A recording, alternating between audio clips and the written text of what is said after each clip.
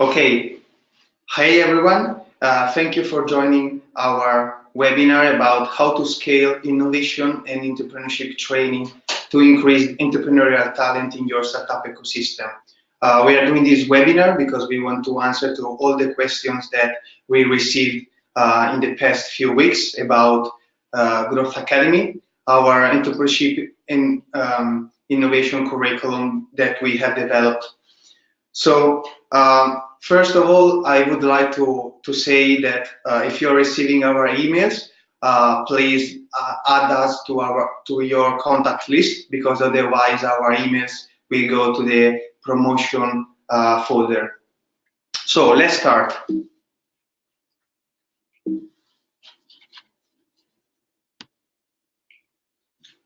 Okay, webinar team. So I'm Oscar Di Pasquale. I'm part of the development of Startup Commons, and here we have also Valto Loikanen, that is the senior consultant for Startup Commons and also the CEO of Grovusi Group. So this webinar is for first trainers and consultants that want to improve and scale their support services. So basically their goal is to remove the highest universal risk on the startup journey. Second, we have also entrepreneurs. They want to get a bigger picture of their businesses, an overall picture of the journey that they are doing, and they want to acquire tools to avoid the common mistakes. Of course, they want to be successful, so they want tools and frameworks that allow them to save time and money. And then third, we have support organizations in the startup ecosystem. They want to provide innovation and entrepreneurship education in a more scalable way, in a more systematic manner, in a better way, because of course they want to take effective actions to foster innovation and entrepreneurship in their ecosystem. So to conclude, people that are following this webinar, they want to learn more about our tools and our online training course and certification programs that we have developed. So startups. Startups are in the middle of innovation of two ecosystems, innovation ecosystem and entrepreneurship ecosystem. As you can see from these slides, those are all the actors in the ecosystems, and you can have a big picture of all the actors that are involved in each ecosystem. So let's talk about the agenda, today's agenda. First of all, we would like to do a Startup Commons presentation. Then we are going to talk about startups and startup ecosystems, why startup ecosystems are important for economic development of the region and in general globally. Also, we are going to talk about innovation and entrepreneurship education problems and challenges. And then my personal experience as a new actor. So I just finished the university. I joined Startup Commons 6 months ago. So I want to talk about my experience, as I said, as a new actor entering the ecosystem. Then entrepreneurial learning journey presentation. So we are talking about the journey of learning for entrepreneurs. And then in the end, our solutions to the problem that we are going to talk about. So our Growth Academy online training course and certification programs. So first of all, the presentation of Startup Commons. Now Valto is going to tell you our story and our mission. Thanks, Oscar. So hello from my side as well. Great to have you so many joining today, and let's continue on the webinar. We will periodically stop to check for Q&A, so if you have any questions along the way, feel free to put those in the chat window. One of us is there to collect those along the way as well, or make note those for times where we can take a Q&A break and cover some of the topics either that has come by then or then we have more materials to cover those later. But we'll make sure to get all of your answers and questions covered today as much as possible. Okay, so from Startup Commons, we have a very specific mission on help to scale innovation entrepreneurship globally. So basically this means both the innovation side, entrepreneurship side, but when you combine those, we can come up with mostly the startups and startup ecosystems, because that's where innovation and entrepreneurship combined happens the most. And this is something that we feel that there cannot be too much of these two in the world, because there's so many different challenges and things that innovation entrepreneurship contribute, whether that's solving some of the biggest challenges of the world that is facing, whether it's as simple as building livelihood or developing our societies, or even coming up with more fun ways to spend our times with our families and friends. So we are very much dedicated on this mission, and through that there is many different ways how we do this.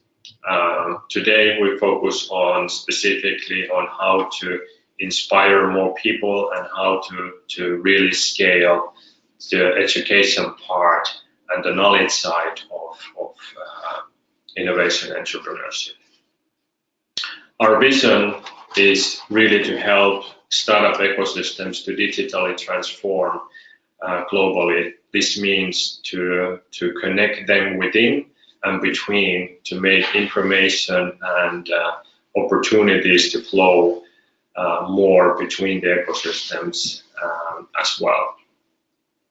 So as our strategy, we provide we do this mission and hope to materialize that vision by facilitating and developing and licensing standardized frameworks, scalable startup education, shared knowledge, best practices, and digital solutions for all of the ecosystem developers and operators around the world that have specific different functions and support that they are focusing on as part of their ecosystem to really help on the ground and in the local ecosystems the innovation and entrepreneurship to flourish.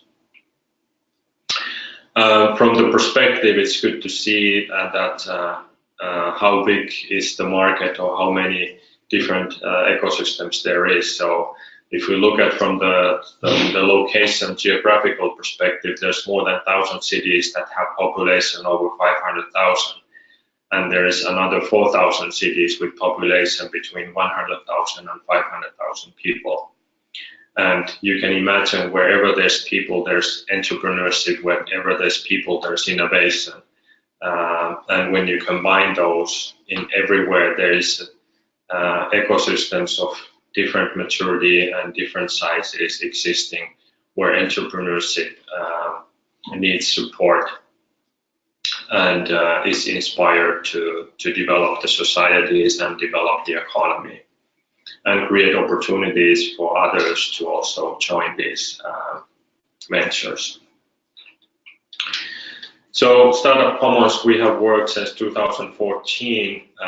We have worked actively already with more than 30 ecosystems at ground level. That means a lot of traveling, that means a lot of participation to actually help on developing these different ecosystems.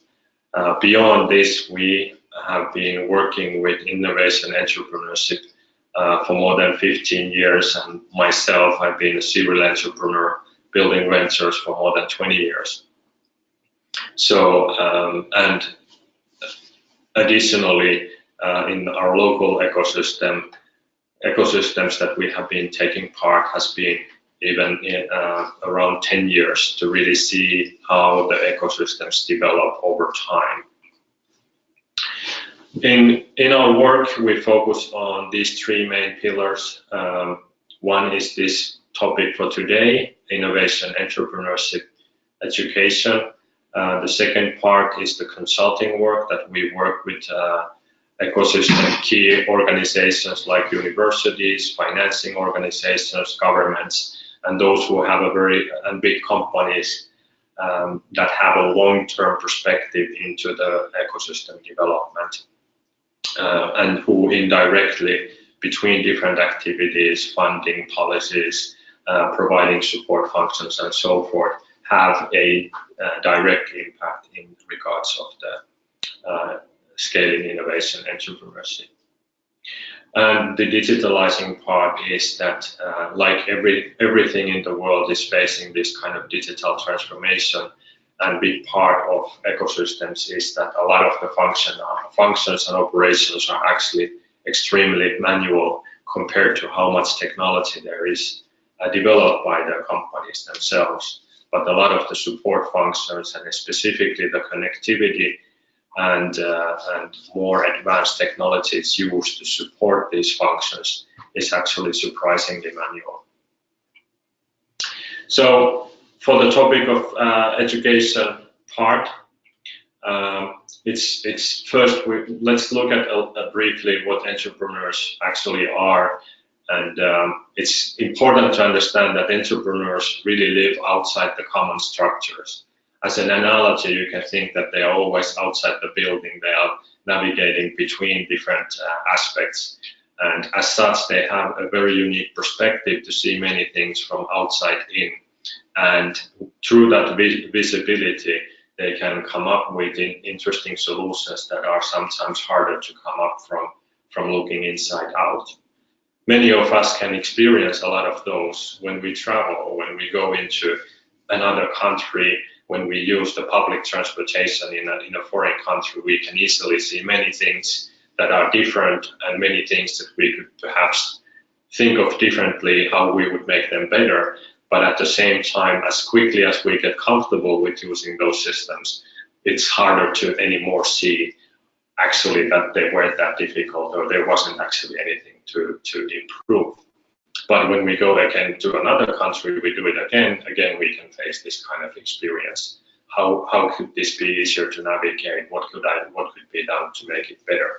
So that's what entrepreneurs pretty much see, and how they live their life when they work with not only with their companies, but how they see the world from their lens.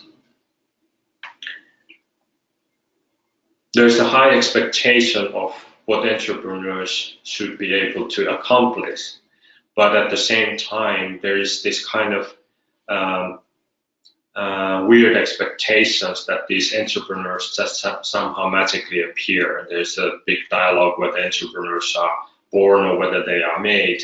But regardless of all of these, there's in many ecosystems there exists this assumption that they don't need any formal training, or there isn't any training that can make entrepreneurs.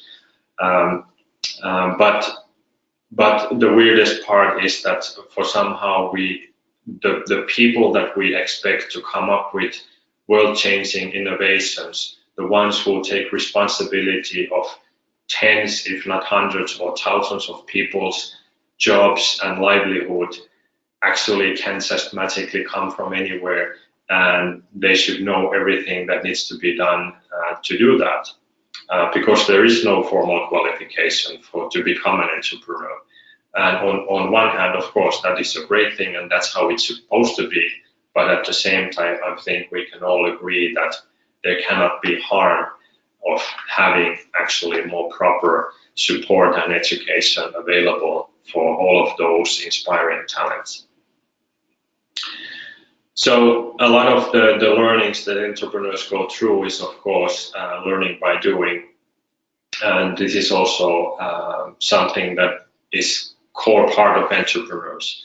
It's like you can't learn to ride a bike in theory. You actually need to practice that at the same time. You need to know how the bicycle stays in balance. But at the same time, majority of the skills, if not all, are something that can be learned. It's not really a rocket science as such. And it's not something that many couldn't learn how to do things.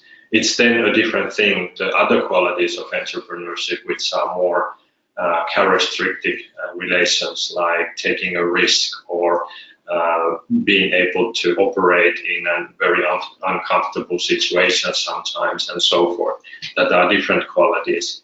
But at the same time, people who have those qualities doesn't mean that they know how to handle applications, how to develop something, how to create ideas, how to come up with solutions to various problems, how to do accounting, how to manage the finances, how to manage HR, how to build a team, how to make agreements. So there's tons and tons and tons of things that they need to also learn, regardless of their risk-taking capabilities that they perhaps may have.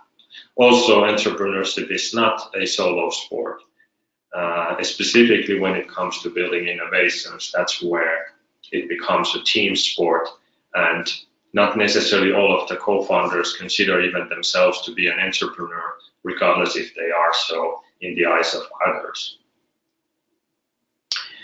So entrepreneurs are expected to do all these kind of things and many great things. But at the same time, how do they become capable of doing that? And is there ways to actually make all of that happen more easier? So when we look at the entrepreneurship expectations and the realities related to that, in many cultures and in many ecosystems, specifically in the early maturity phases, there's also really a fear or stigma into failing.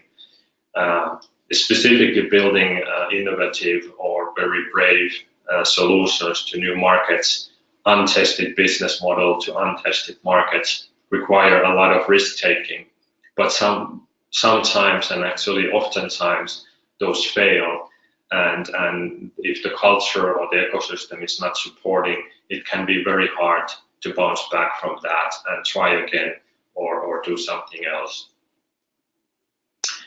Entrepreneurs may seem very confident when they operate in the markets or when they take responsibilities, when they navigate with the customers, but there's a simple reason for that. It's because they have to. If they don't appear confident, it is very hard for them to operate and get the business moving forward or get the innovations moving forward or to convince other people to join them. But that doesn't mean that it's easy, or it doesn't mean that they are all overly confident in their own minds. So there are many aspects to consider about the entrepreneurs that are not obvious as such. Also in many cultures, again specifically in early ecosystem maturity levels, there may be high expectations from family members that are not entrepreneurs, that they want their children to continue in the jobs or more kind of secure jobs, even if not perhaps even having perspective to the world, how it has evolved, and such safe jobs no longer exist or doesn't exist 10 years from now. And entrepreneurship actually is becoming less riskier, and it's becoming more appreciated amongst the peers of the younger generations. But at the same time, family may still be, for example, reluctant to support their children into any other path than going to the traditional path to specific type of job, even financially or whether even mentally. But when we look at the educational part for entrepreneurship, there really is a lot of myths and wrong assumptions around entrepreneurship, and that is a key part to really help bring a credible content and knowledge to be available for the entrepreneurs directly and indirectly through different providers of this knowledge. And many who are already entrepreneurs in their kind of peers, sometimes they don't even necessarily recognize that themselves in them. So that is also, there's a pool of people who are are capable of taking risks, coming up with ideas, and are always creating something and making things happen. But at the same time, they still may feel that they have a barrier to become an actual entrepreneur, which may be, for example, that they only consider entrepreneurship in the form of when they actually establish a company and become a leader in that company. But of course, entrepreneurial talent and qualities are totally two different things from actually operating a business. It doesn't mean that if you register a company that suddenly, because you are from official status perspective now an entrepreneur, that you actually are in the eyes of what is required to make that work. And of course, there are also a lot of those situations where, for example, if traveling to another country or moving with your spouse to another country or having to leave your own country for whatever reasons and coming to another country that you are foreign, don't know the language, oftentimes there can be also forced situations where entrepreneurship is actually the most possible opportunity in different levels. But at the same time, when it comes to innovation entrepreneurship and really creative entrepreneurship, actually in most countries, people who are not born in that country or are foreigners to country having moved there actually are represented at very high percentage, including Silicon Valley, that many of the great ventures are actually done by immigrants to another country. And maybe there is some analogy on how we can see even better the world or the country or the market from outside in, and we can see the opportunities from inside out. So I'll stop here for Q&A in regards of any of the topics covered so far, or any kind of questions that you had perhaps coming into this webinar that you may want to ask or share at this point. And if not, we'll continue, but I'll pause here for a few minutes to check on any questions or expectations that you may have.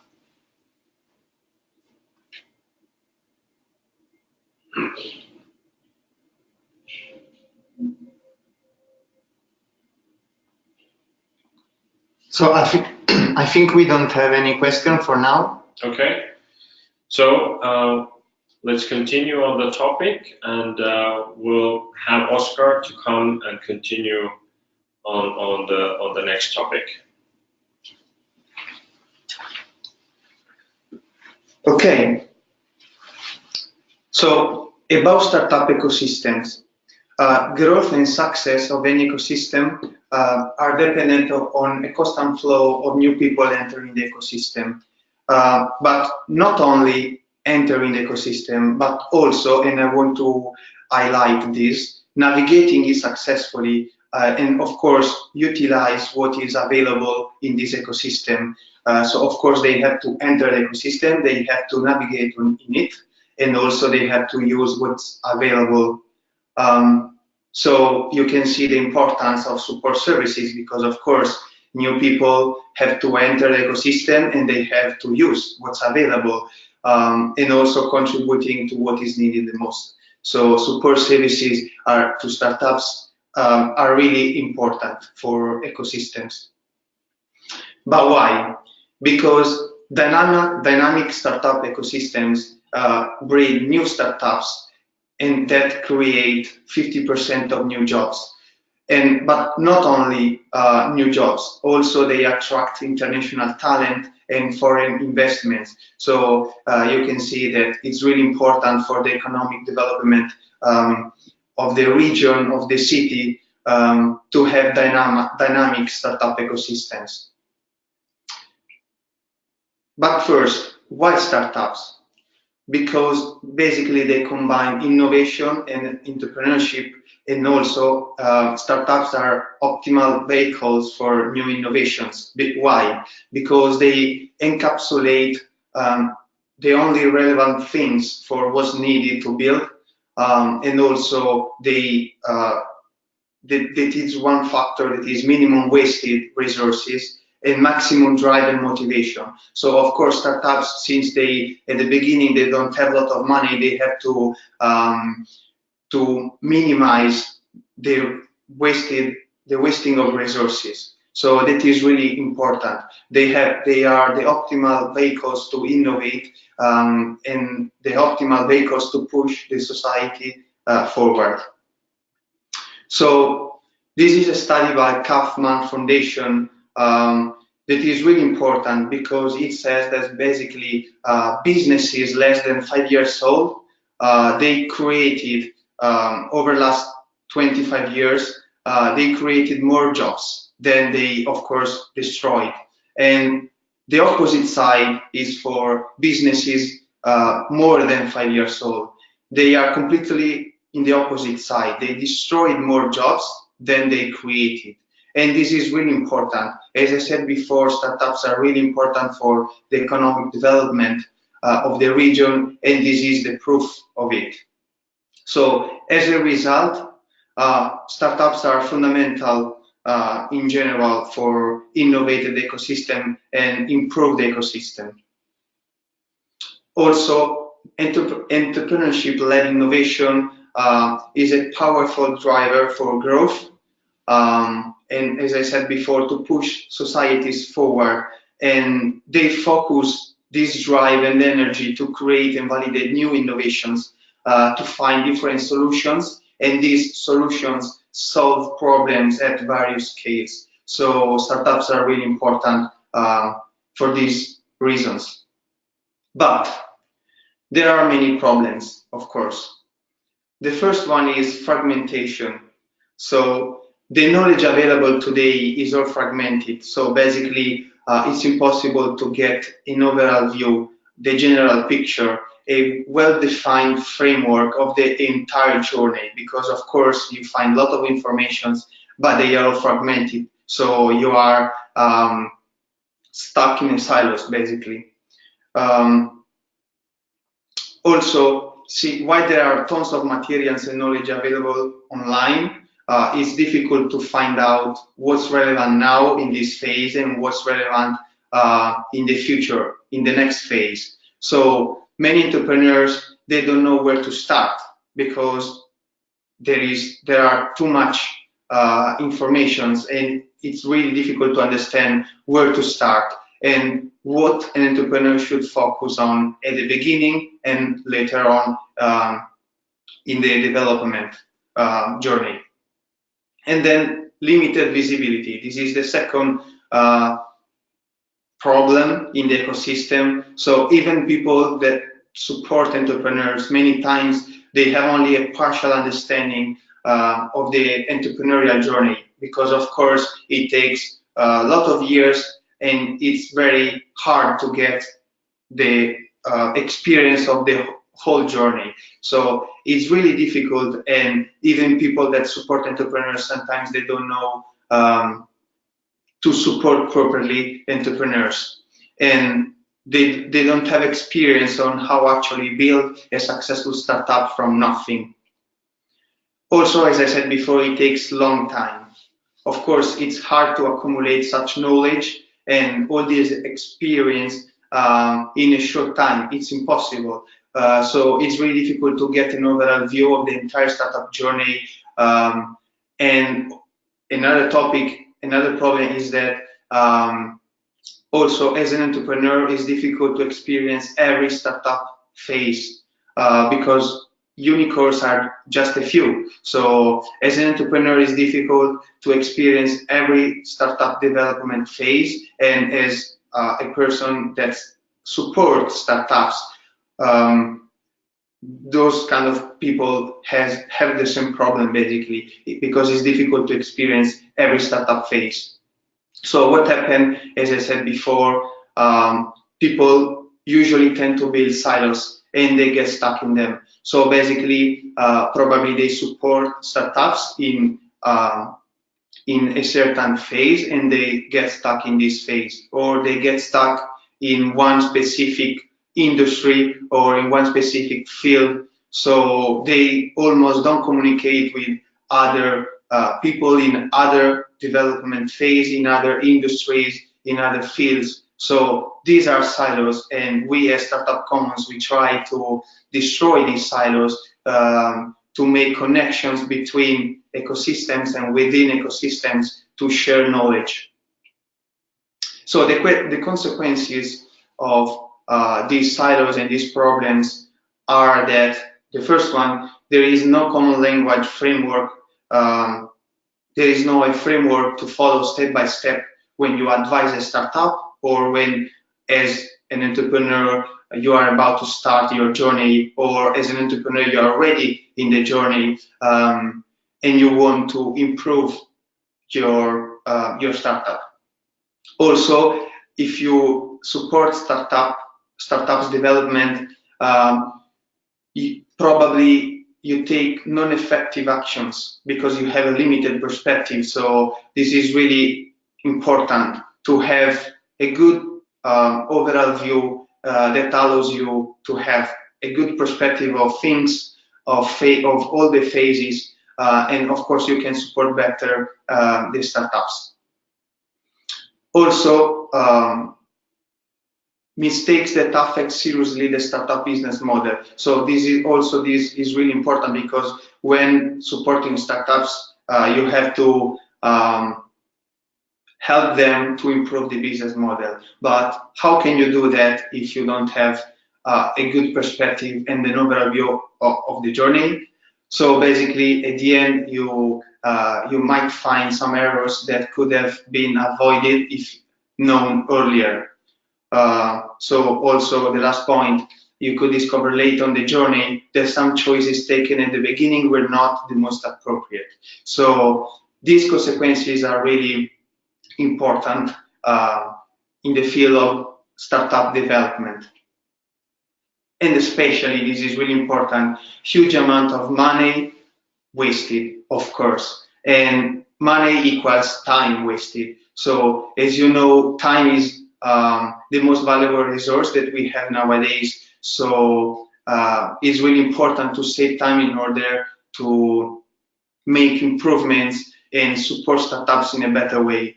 And also, this is frustration. This is a big topic. Frustration because trying to connect all the dots to get a big picture. So this leads to ecosystem inefficiencies. And what do we need in order to improve the ecosystem and improve our support services, or as an entrepreneur to improve our startup? First of all, we need a strategic overall view that avoid to commit the most common mistakes and save a lot of time and money, especially time, because of course you can make more money, but you cannot make more time. So if you save time, you have the chance to improve faster your startup or your support services for startups or your ecosystem. Also, avoid reinventing the wheel, because we have to maximize the benefit of the actions that we implement to improve the general efficiency of the ecosystem. So I'm sure that you know this thing. Sometimes we are too busy to improve because we are completely focused on what we are doing, but we don't see innovations. We don't see tools that are powerful in our field, tools or frameworks that can help us to do the same job with less effort. So this is really important. Are you too busy to improve, or are you trying to find a way to work in a smarter way? And as I said before, a framework that connects in a logical way all the startup development phases in order to give a clear path to follow for entrepreneurs and a clear frameworks to follow step by step for those that are supporting startups. Also, this framework has to define exactly in which development phase a certain startup is in order to help the startup in the best way that you can, because of course every startup is in one specific phase and of course it's important to know which phase is it, and in order to take effective actions, because of course, as you know, a startup in the first phase is not a startup in the last phase. So there are many differences, and it's important to define exactly in which point a venture is. Also, tools to track and measure the results. Of course, this is really important, because otherwise you don't know the improvement, if the improvements, the actions that you are taking are effective or not. And also, which kind of improvements are you doing in your venture or in your support services. In one word, we need a strategy, basically a framework that gives us and help us to avoid obstacles, to face challenges and unknown factors. This is really important, unknown factors, because there are certain things that you cannot predict. So unknown factors, this is really important, to have a strategy that helps us also to face unknown factors and competitors. Why we need so? First of all, only the things that are understood can be developed. So of course, we always talk about developing things, developing ecosystems, developing startups, but first we have to understand those factors. We have to understand how a startup works, how an ecosystem works. So first we have to understand, and then we can develop. Also, as I mentioned before, tools to track. So first we have to measure, because only the things that can be measured can be improved. Otherwise, it's only ideas and not things that are measurable, so that can be measured. So we cannot improve them, basically. Also, speed of iteration validation cycle. Having a framework allows us to have a faster iteration validation cycle that allows us to make improvements in a faster way. So this is really important, because since we have a step-by-step process, we have a kind of map of how the things work, so we can iterate and validate faster. And this is really important, because otherwise we waste a lot of time trying to implement something, but basically we don't have the answer from the market, and this is really important, otherwise we will fail for sure. So iteration validation cycle. What are the top 5 factors in success? So these are the most important. So timing, team execution, idea, business model, and funding. So it's really important to have a good supporting services, because we have to teach to the new actors entering the ecosystem. We have to make them realizing if the timing is correct or not, if the team is good or not, because of course they are new, so they don't know. Also the idea and the business model. Sometimes entrepreneurs, they get stuck in their idea, they fall in love with their ideas, and they don't realize many things. So as supporting services provider, we have to do this kind of support to them, to the new entrepreneurs. And as an entrepreneur, we have to get an overall picture, a broader view of our journey that we are about to follow. So it's really important to have this picture. So in our Startup Advisors Guide, we have summarized all these points that I mentioned before, and you can download the Startup Advisors Guide through our chat on the right. You can find 2 documents actually that you can download and read. And also, since a lot of people are joining this webinar because they saw our materials on Facebook, so they probably already got this guide. And for those that are interested, they don't have it, and they would like to know more, you could go to our website, startupcommons.org, and you can subscribe to our newsletter and get all the news. Also, some notes. Compared to the past, nowadays, we are overexposed to the knowledge. So basically, it's not a problem anymore to find the knowledge. The problem is to find valuable knowledge for us in this certain moment. So the problem is to get the right info at the right moment. That's why consulting industry is booming, because since we are overexposed to the knowledge, the important thing we have to focus on find the right info at the right moment. So consulting industry is booming for this reason, because of course experienced consultants can give us really valuable knowledge, and moreover there is a growing need for consultants and trainers that can give a good support services to the increasing number of startups. As I mentioned before, startups are increasing, so we need better support services in order to take effective actions and improve the ecosystem. And in this case, in this field, internet and digital can help us to scale the process, because of course you can understand, if I'm a consultant and I have to advise 100 startups on site, it takes a lot of time. But with digital content and internet, I can do it one-to-many and not one-to-one anymore. Creating new startups require nurturing the ecosystems around them. Just like startups, ecosystems do not develop by accident. So we have to take decision. We need to have a systematic approach, and we have to commit to develop the ecosystem and the supporting services for startups. Otherwise, it's not going to happen. It's not going to happen.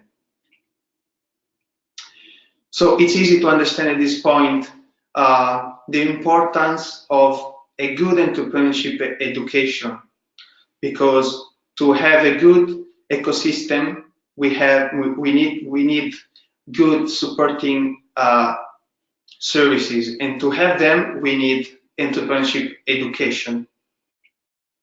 So to don't get lost, basically, we need the right info. Just to summarize the things I just said, the right info at the right moment that help us to get the overall view in order to define an effective growth strategy, and that can guide the entrepreneurs towards relevant resources and tools.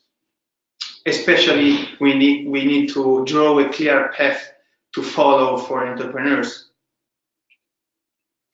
So my personal experience, I'm from Milano, Italy.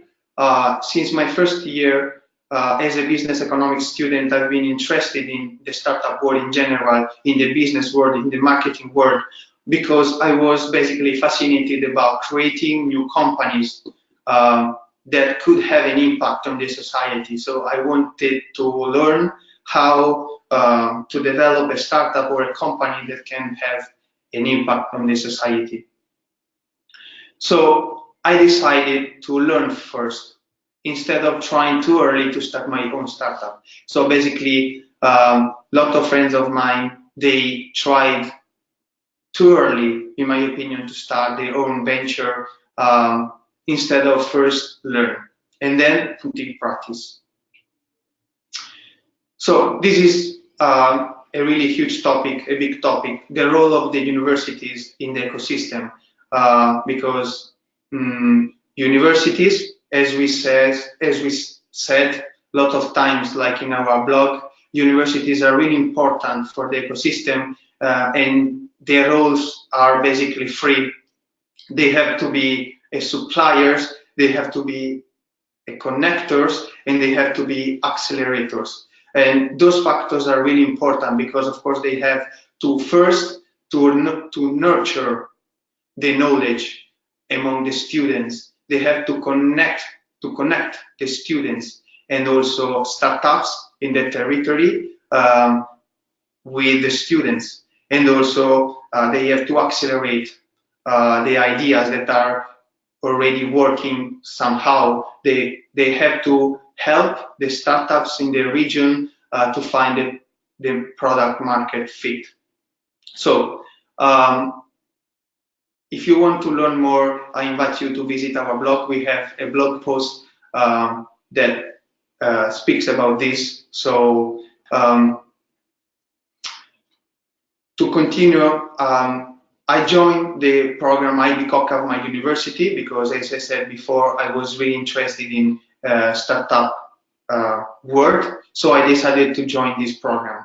So the focus of this program was to foster innovation and entrepreneurship among students and help those students that had an idea to structure this idea and to try to find a way to put it in practice, to set up the business and to make this startup successful. I also went to Silicon Valley and San Francisco with a one-week program to experience in first person what a good ecosystem is like.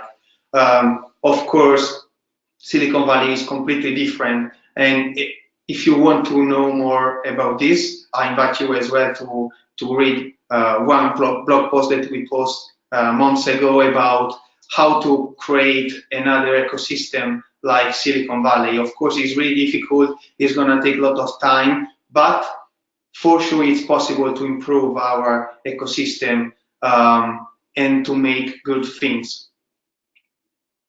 But something was missing because I've been attending classes, I've been reading books, I've been consuming knowledge available online for years, for 3 years and then 4 years. But I realized that I was lacking something. I needed a comprehensive framework that could put all the pieces in place because, of course, as a business economics student, I took classes of economics, marketing, management, and then special programs about startups.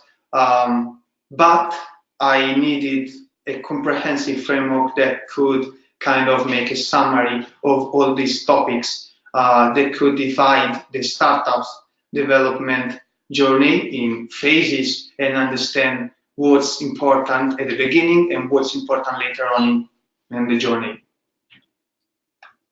So I decided to invest. So thousands of hours of fragmented materials are available online, and it would have taken years to get a big picture. A lot of money wasted, a lot of time wasted. So I decided to invest in order to learn faster. I think time is really valuable asset. So basically, if something can make me learn faster, then I will invest my time and my money on it. So learn faster and acquire the right knowledge and get the overall picture in order to avoid the most common mistakes, because many people sometimes they get so excited, they start a venture or they support services, and then they commit the most common mistakes, which is not absolutely good because they could have avoided those. So basically, I applied to the EU project Erasmus Young Entrepreneurs. So it's a program where basically you apply because you are interested in the entrepreneurial field. And once you get accepted, then you have access to one database with many entrepreneurs that are looking for collaborators. So the focus and the goal is to exchange experiences between entrepreneurs that are already successful or they are trying to improve their startup, and then new entrepreneurs entering the ecosystem. So in this database, I found Startup Commons.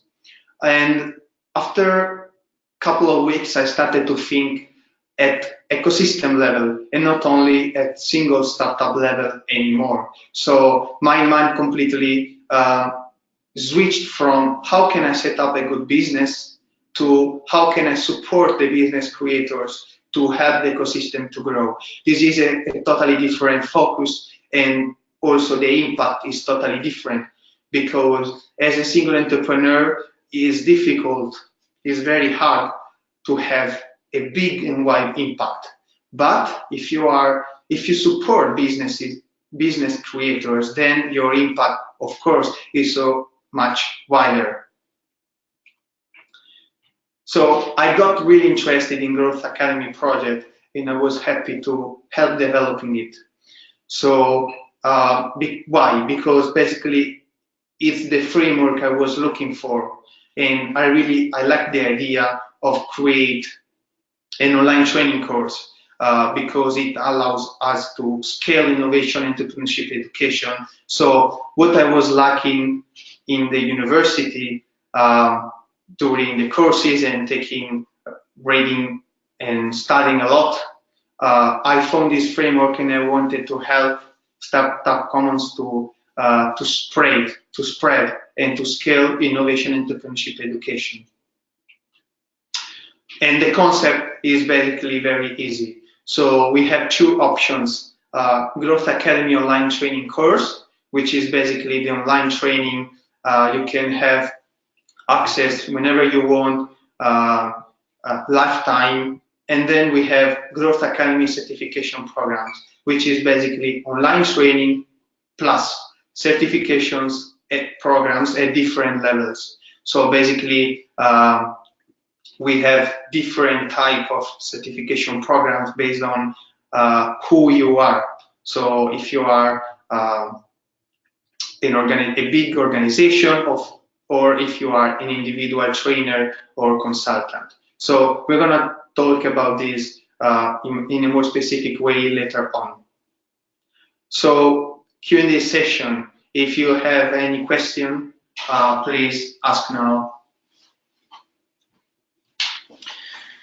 Okay, thanks, Oscar. I took the questions, so I think I can make it a bit speedier to also answer those questions that were asked during Oscar's speak.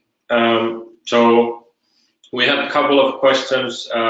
One regards to the framework itself, and to show how the framework is. We have that coming later on the presentation, so you get to see the visual thing as well, and more details around that.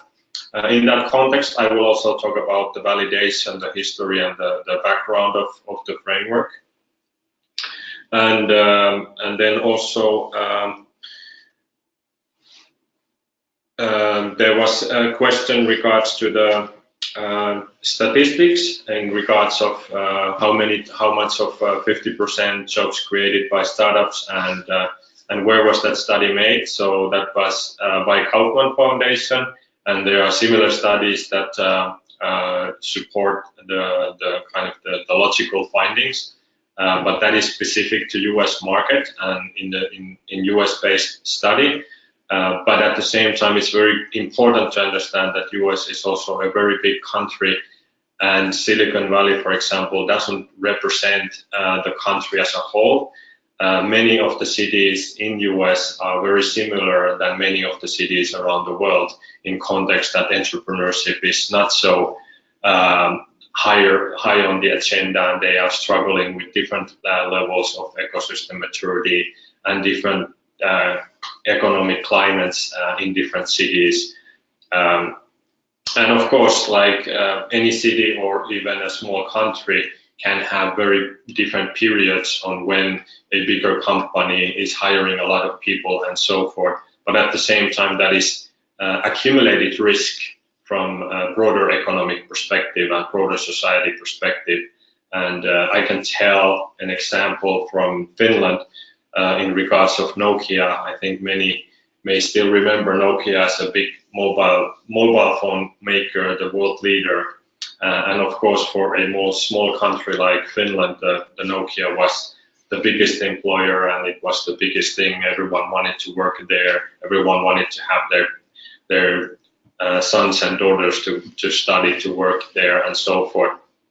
but nothing lasts forever. And in the change in the global markets is faster and faster all the time, and the digital transformation is bringing even faster changes and bigger changes. So when Nokia got in trouble, they actually ended up creating a lot of new startups. They actually created a program to fund new startups by those who were leaving Nokia because there wasn't enough jobs to be in other companies for all the people that were left go because of the troubles of Nokia. And actually 400 new companies were created with that program alone within the time of 2 years. So the difference between the statistics may vary, of course, and do vary on different regions and different time periods, but the dynamics between these, how new gets created and how old gets disrupted and changes, that change keeps accelerating all the time. And that also requires more entrepreneurial talent, whether it is to actually start a company or to join a young company. That requires much more entrepreneurial attitude and capabilities on problem solving than just going into a job to perform a specific niche function in an organization that has many different functions. So that's from the statistical perspective, and I'll go through more of the framework and those topics. I'm thinking if there was any other. No, that's it. Maybe one comment I want to mention in regards of the point of the university's role is that oftentimes the universities have traditionally got kind of from the markets the demand of what types of jobs are needed in the market, and typically this information come from either from public sector political processes, or it comes from industry actors collaboratively saying that we need now more developers, or we need now more plumbers, or we need more nurses, or we need more of this.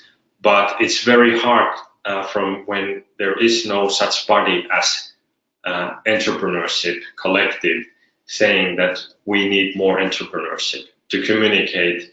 So that comes from through market signals. And while there may be representatives of entrepreneurship in form of associations and so forth, traditionally they are very small actor compared to the bigger muscles represented by bigger industries and governmental side to basically voice out the need for more talent on a specific sector. Also, entrepreneurship lives inside of different skill sets. So you can be a doctor and an entrepreneur, you can be a pilot and an entrepreneur, you can be a mechanic and an entrepreneur, you can be a developer and an entrepreneur. And actually you usually have to have more than few skills to be an entrepreneur. But when you look at the cross-cutting skills needed to be an entrepreneur to create a whole innovation from idea to product to actual business, and at the same time build a founder to a founding team to a growing organization, where are those skills in existing talents? So majority of education is actually based on providing existing skill sets to existing jobs, and or to operate a business or a business function in an existing organization. But very little is there available knowledge in a systematic format in a broader volume on how to you actually create all of this when nothing existed, and you do that with unvalidated innovation to a market that is unknown whether the market actually exists for that challenge. So to continue on the framework and the Growth Academy through the startup development phases. So now we'll go into the framework itself. And the key part that how we look at this is we focus on this evergreen knowledge. And evergreen basically means that we focus on the true and tested types of knowledge that has been there for decades around entrepreneurship. We don't focus on the latest gimmicks and tricks or the newest tactics and concepts that are applied then as a method on how to do something, but we actually focus on what needs to be done. And then the tools, how do you do it today, how do you do it tomorrow with the latest tools and concepts are then to applied and attached to that, as well as going deeper to the statistical perspective or deeper knowledge on any of those specific topics. So we'll focus on this evergreen, always relevant to new entrepreneurs, applicable to train new entrepreneurial talent and interest. We focus on the holistic knowledge and guides about topics that have not and do not change so frequently. But at the same time, evergreen means that it's something that is continuously renewed or self-renewing.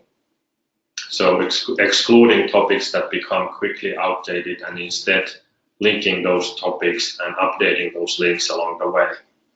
And when something becomes a new evergreen or something that is really validated for consistently to be a new way of doing something, a better way compared to previous methods, then it should be considered and taken as a part of new ongoing evergreen content as part of the framework and as part of the broader curriculum.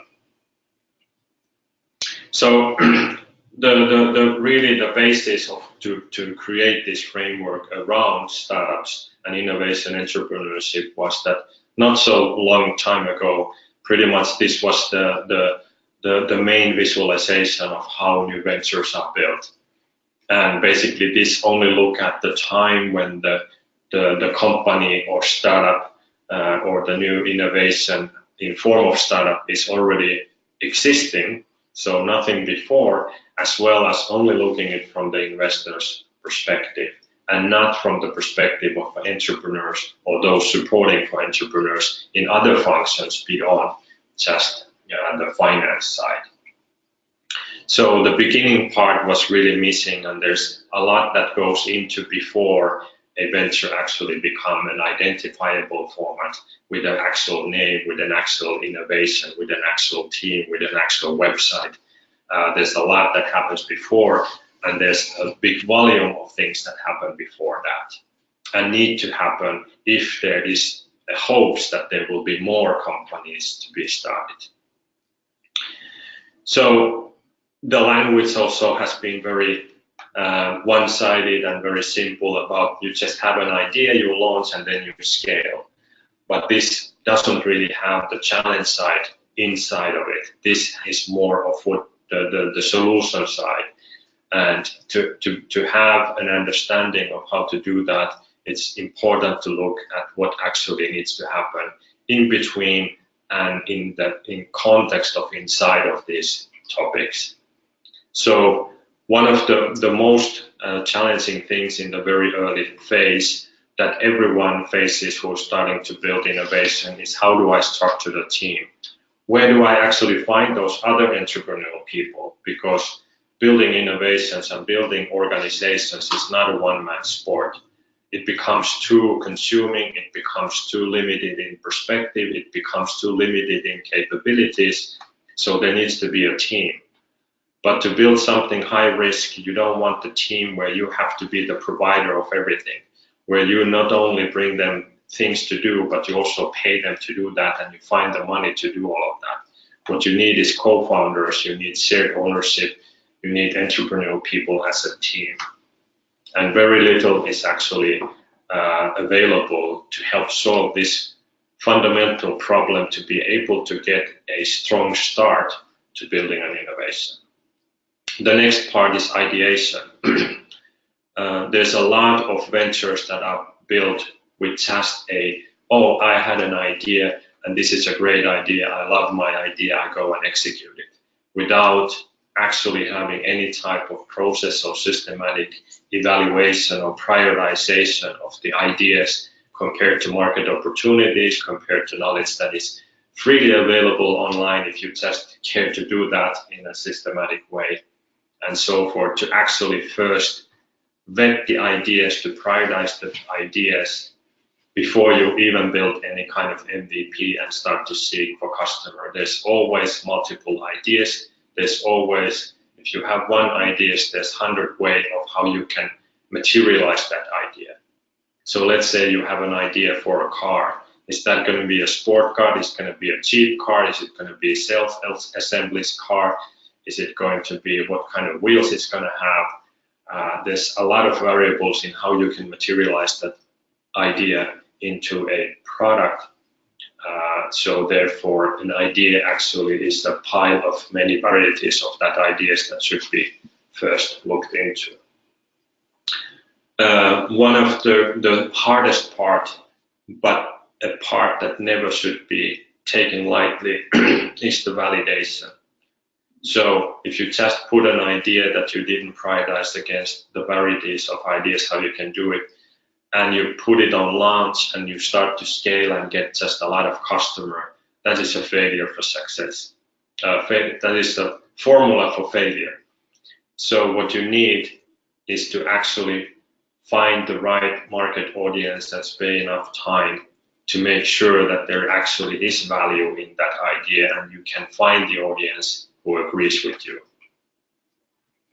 So when we put this all together, this is the framework, and we have, this is the startup development framework that everything is based around.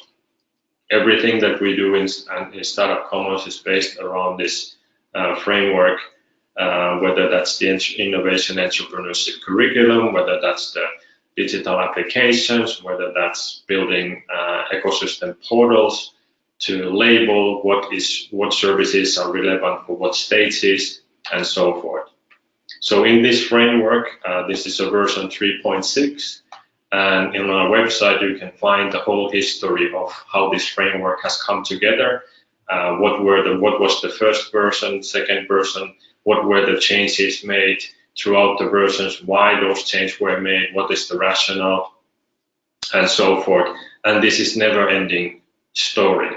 This will never end because the journey will never end on how people try to and want to improve and they find better ways. But we have this framework to keep a consistent language on where do different topics belong to, what is the relationship of different things in context of a journey of a venture through milestones, where does the different language is relevant, and so forth. And this has the two sides. On one side, it has that from idea to product to business. On the other side, it has from talent to co-founding team to growing organization that have to kind of grow in a balanced manner. And then it has a lot of the key terminology that can be fit in a single slide on where each of these kind of key things belong to. And then we break this framework down in different pieces for different purposes, for ecosystem development, for positioning of where the support function is relevant, for specific what knowledge is relevant at what development phase when it comes to learning, entrepreneurship, or executing certain things. And this common language really helps everyone to quickly be able to communicate, oh, I'm on phase -1. Oh, as a team, we are now on phase 2. Or as a support provider saying that our support is we provide for startups or teams that want to move from -1 to 1, or we specifically focus only on the areas of from 0 to 1, or an investor saying that we only invest once the company gets to a past phase 2, and so forth. So this is a very universal language then that can be used effectively. And at the same time, you can imagine how effective it is or ineffective it is if you don't have a shared common language where different terms mean different things and people take a long time to explain on where or what development phase they are, or for the service to be available to all startups without any specific focus on, are you focused on providing the support service on the organization side for the development phase from 1 to 2, or is it generic for everything for everyone? So this is the basis of the framework. And the validation for this framework comes through the duration of the time it lives on the market and the inputs we get, or the criticism or suggestions for improvements we get, and we get those less and less as the versions mature. And it's an open standard, and I'll talk a little bit more about that later. So it means that we are not the dictators of this. This is accumulated representation of those who use this in their own ecosystems and works, and learnings and best practices between different actors. So from this, we can also see the ecosystem perspective of how things materialize. And you can see the development phase is used here. And then you can see that there's the higher education and research, where a lot of potential ideas or IPs come from, where the talent, potential talent comes from. It of course comes also from outside of the universities. It can come from the market. But if we take a longer time perspective, it always comes from based on how people are born and where they get educated, and then they go to work, and then what they can accomplish. But at the same time, on the other side, there's big companies who are seeking, who are on the markets, and who are also seeking outside or open innovation. They are looking to work with startups, they're looking to acquire innovations, they're looking to acquire talent teams, whether they succeeded or failed. They love the entrepreneurial talent to be part of their organization, to drive their new products and innovations as well. And in between, there's the ecosystem with many of the different support functions, startups, and people in various roles. And everyone in this ecosystem should have a similar view to the ecosystem to be able to clearly communicate in what function do they provide, to be very effective and to be known to be a provider of that function for that specific need. At the same time, there should be a broader understanding of all of the different things that happen as a true journey of the venture. And then we have the finance organizations that basically are always there throughout the different stages, as well as the government and the local and national governments and the regulations that are present, helping or sometimes constraining the innovations and entrepreneurship. And through this flow, we can consider it as a big funnel or a factory producing these startups by innovative entrepreneurs that need that knowledge along the way. And if we just look at this is an average statistical perspective into how much is needed in the volume side to get to those unicorn level companies. So there needs to be volume of activities in the beginning. So the volumes really need to be high to achieve real outcomes at the end of the funnel. And in many ecosystems, how the ecosystems mature, also the actors in the ecosystem mature, and oftentimes they move. If it's an investor who starts as an advisor, then becomes a business angel, maybe later on their career they start a VC fund or similar.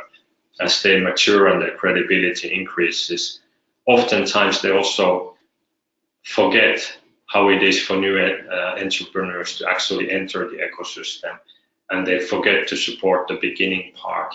And in some ecosystems over the years, sometimes over decades, we can see that it kind of goes back and forward, that then they wake up and realize, oh, we don't have enough junior activity to feed the ecosystem.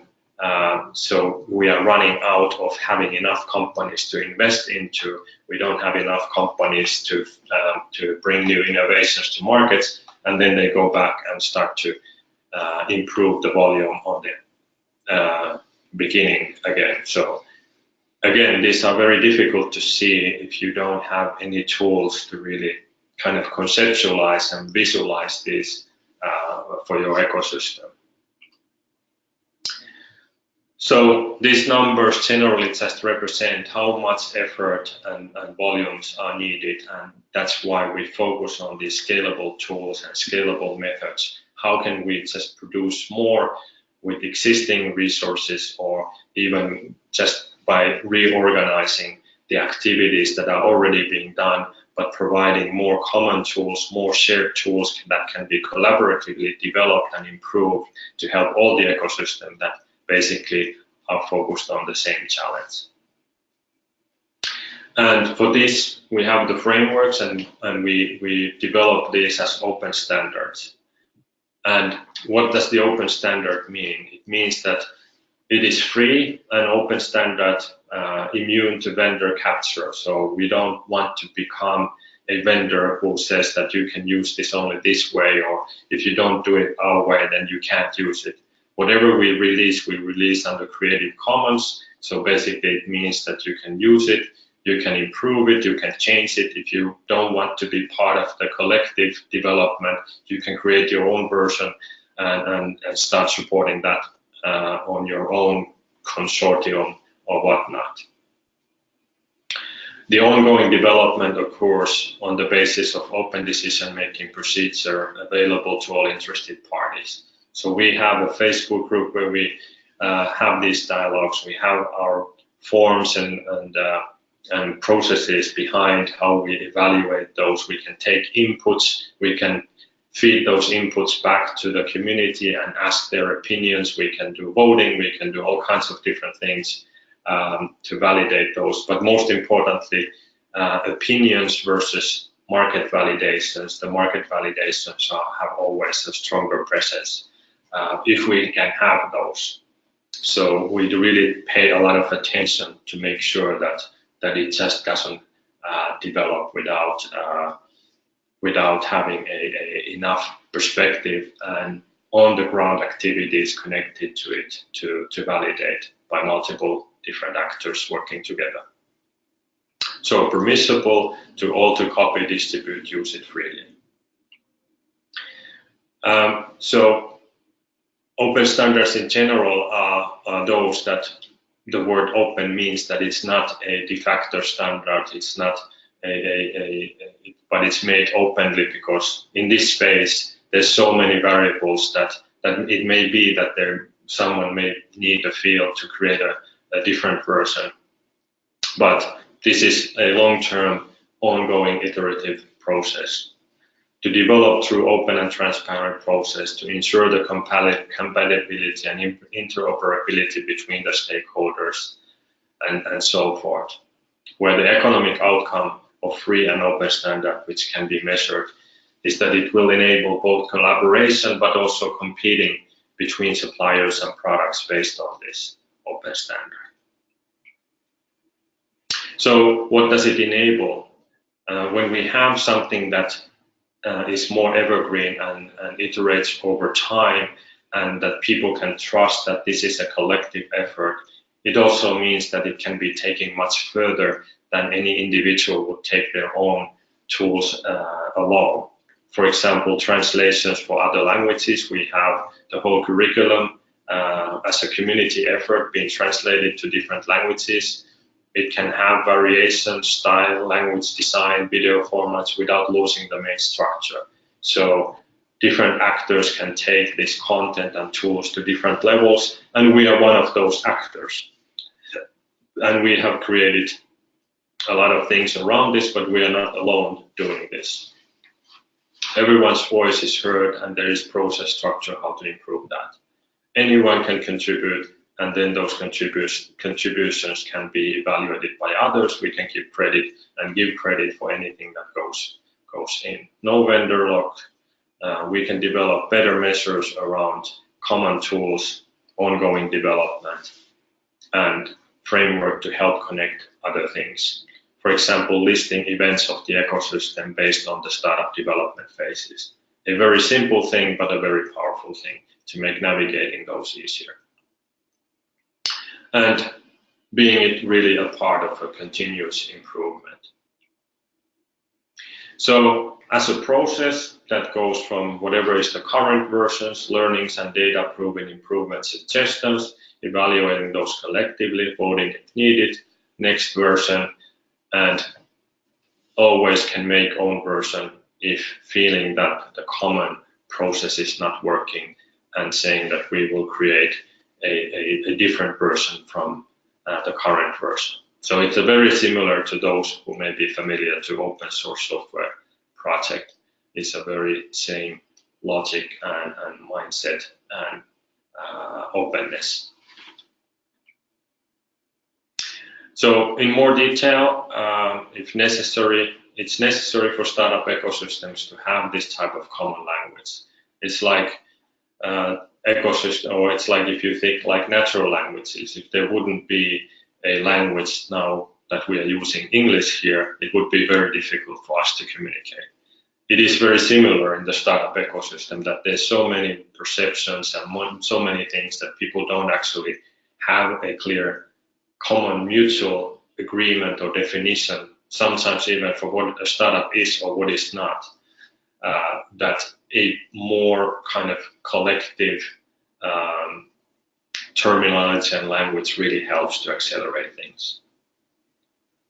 So this whole, not only the framework, but also the innovation entrepreneurship curriculum is freely available. That's more than 900 slides of presentations and educational material freely available through our website. And then based on that, that is also an open standard to continue develop that forward. But then based on that curriculum, we have created the Growth Academy, different formats, the e-learning part, the video lectures, the certification models, and so forth that we'll cover here as well. But you can just go to that link, see it, sign up. You can start doing contributions. You can download the whole material. You can make edits. You can use them freely in your own presentations, as based on the Creative Commons terms.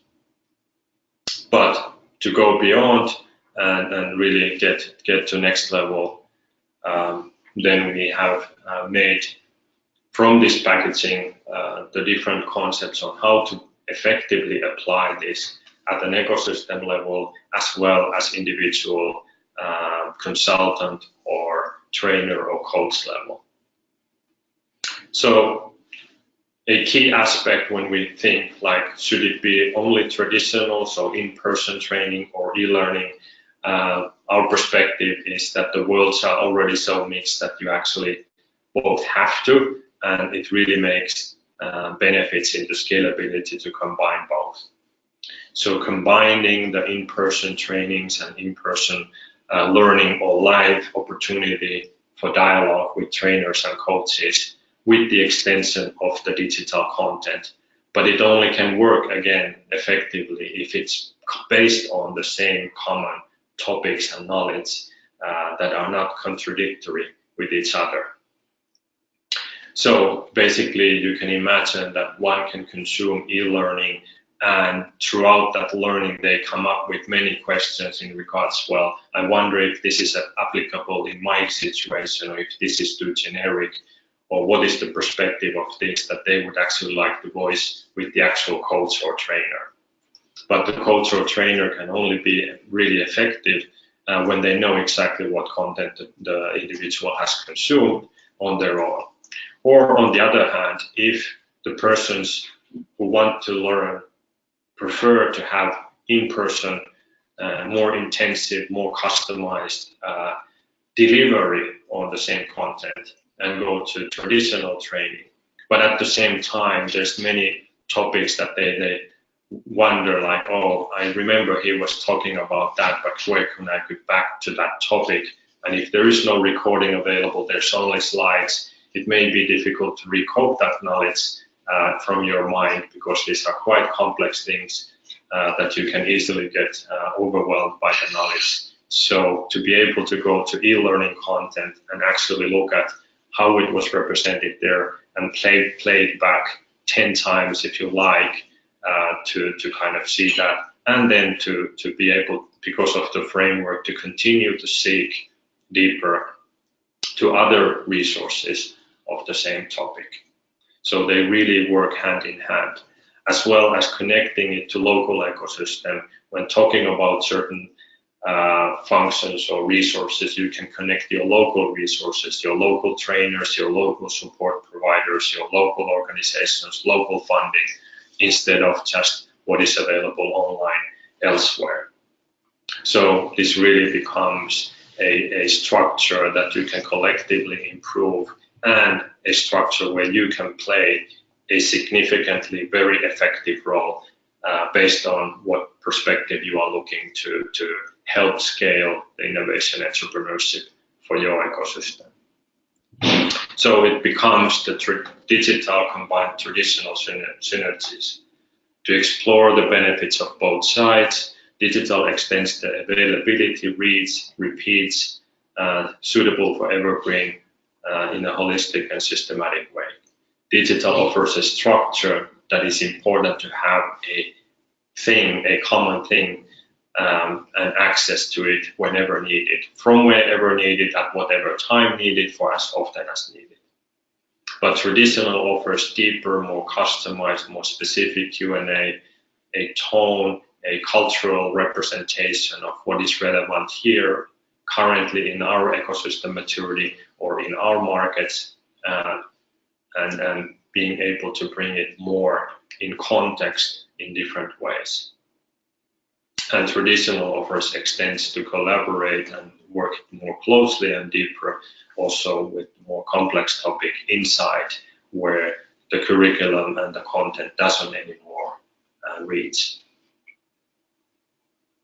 So looking at the concept, as mentioned earlier, we have two sides. We have the online side, online training courses, and then we have the offline support, the Growth Academy certification program, and of course the combinations of utilizing both of these for the maximum coverage and the maximum impact. The more the digital can cover the basics, the more time is freed for the more conceptualized and in context with the person's specific needs. Or the other way around, the more traditional can help introduce the topic that then can be helped repeated and scaled for those who continue on their own journey after that. It works both ways. So the actual the Growth Academy composes out of 3 + 1 module. So the 4 module is looking at that framework, the overall journey at the higher level. It's kind of like an executive summary or a snapshot of how does the journey go overall at the higher level. And after that, then there's a specific module for each of the development phases that goes a bit deeper of what happens in that actual development phase. What happens at formation? What are the tools and methods to do all of the things that need to get done at the formation, and so forth. And the same goes the next development phase, the validation, what needs to happen, how can you solve these different things, what are the tools, resources, and so forth on the validation. And then same for the scaling. And then the +1 module, the 5th module, is the accompanying module to support the overall journey, and these different modules from the perspective specifically for the trainers and consultants and coaches. That includes more of the rationale, the statistics, the analogies to be used, and more of the trainers' capabilities of providing this content. So as a trainer, we basically consume all of the modules plus the extra one, and the coaching includes, or the training of trainers include also the Q&A sessions for each of the modules as well, from the coach or the trainer's perspective. So overall, when it really comes to transferring entrepreneurship and innovation knowledge, more common structures, more common framework, more transparency, common sense, efficiency is needed on how this knowledge should be both accumulated, in how it should be accumulated, what is being trained, that should come from collective learnings and collective effort to improve. Then those can be more effectively improved when we are working on same content and tools, but at the level that it doesn't go so deep that it starts to become not neutral enough for your use cases. And then systematically scale that with the most effective ways, combining the digital and in-person in a harmonic way, and not to consider them as competing of offerings, but to actually take benefits of both those, whether you're a coach, whether you are the one learning it, or so forth.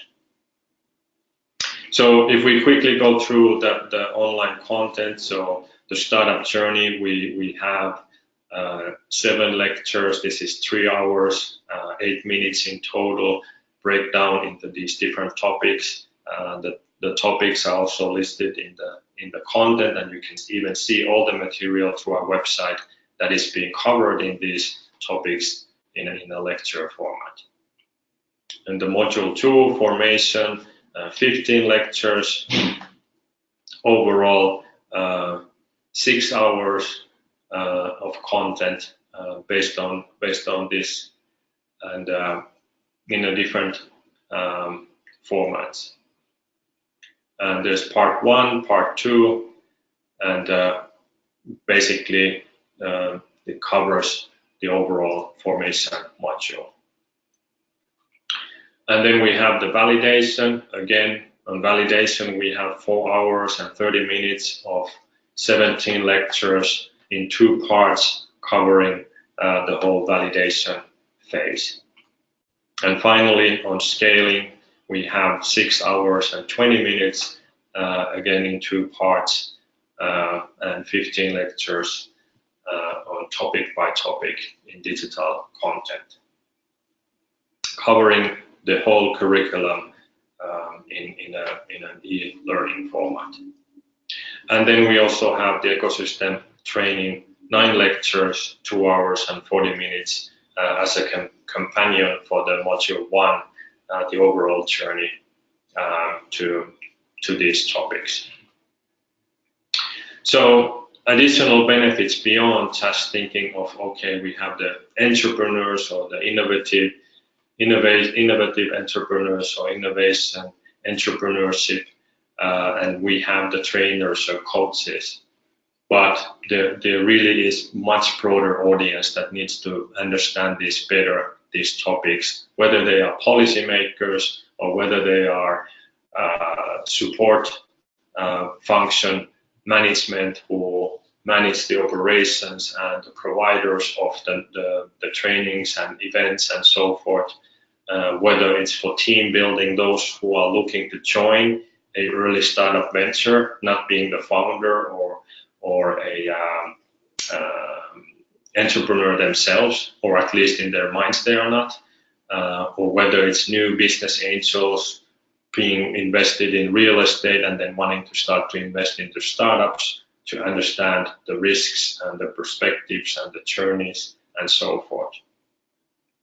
And for example, a typical problem that new entrepreneurs who already may know what it takes to become an entrepreneur, but are building that startup founding team, is that there's a lot of explaining even for them to do what startup reality is, what it actually means to build a venture, that they would be really happy if someone would all have already been educated, all those people who are looking to join a startup, so that they don't have to start explaining what it means to join a startup versus going to work in a big company. And most importantly, metrics about the volume and interest of talent, available talent, and so forth. So what does that actually mean? So of course, if we look at the numbers, if we talk about scaling innovation entrepreneurship, we should know the starting number. And you should ask yourself, how many is there in our ecosystem? Do you actually know how many entrepreneurs exist today? while you may find that information through company registers or so forth, now the second question, well, how many of them are potential startups or innovative startups building something of bigger impact? It already gets more difficult. But what about when you try to count even earlier than that? How much, or what is the number of how many do we actually have as entrepreneurial talent? Not only those who are officially entrepreneurs by the registers, but how about the team members? How about those who are not yet having started but are on that path? Do you know the number of that? And if you don't know the number, how can you increase that number? So this is a big perspective. But even so, how to know those that would be interested in this topic to becoming an entrepreneur? How many are there in your ecosystem today? How do you find them? How do you know who they are, where they are? So basically through the digital side and through the certification process, by providing that e-learning content available, it is possible to start getting the statistics from the consumption of those trainings. And this is something that you can set up however you like for your own ecosystem. You can have your systems, we can help you provide the systems, whatever makes that possible, but you could basically track, you could provide the content for free if you want, subsidized by government tax money or whatever, and track how many are consuming, what topics they are consuming, how often they are consuming, how often they are returning to consume, what parts are they consuming the most, and so forth. And of course, you have to have a consent from the people for that. But if that's part of supporting them and being able to, for example, identify where they may need in-person support, then that's a good trade-off from both sides. For someone to be able to help me when I need help, if they can see where I'm in my learning process, then they can help me better. So to actual certification programs, online training plus certifications at different levels. So what does this certified mean? Basically, if we look at the with the framework and without the framework, what is interesting for you to consider is that if there is no timeline perspective, if there is no development phases, in fact, something that is exactly a right advice at phase 2 is actually a wrong advice if you are at -1.